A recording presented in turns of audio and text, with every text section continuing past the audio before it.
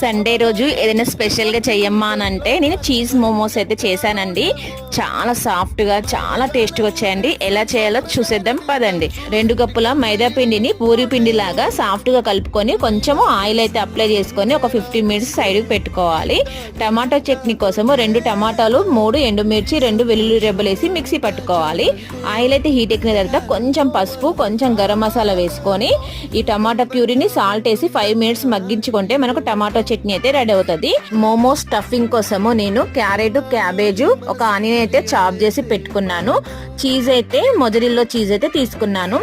చిన్న చిన్న పూరీల్లాగా తాల్చుకొని ఒక స్పూను చీజు, ఒక స్పూను చాప్ చేసి పెట్టుకున్న వెజిటేబుల్ వేసి మనకు నచ్చిన షేప్ లో మోమోస్ అయితే రెడీ చేసుకోవాలి. నేను వచ్చేసి మోదక్ షేప్ అయితే ఇచ్చుకున్నాను. ఒక 15 మినిట్స్ స్టీమ్ బాయిల్ చేసుకుంటే మనకు ఎంతో ఇష్టమైన మోమోస్ అయితే రెడీ అయిపోతాయి.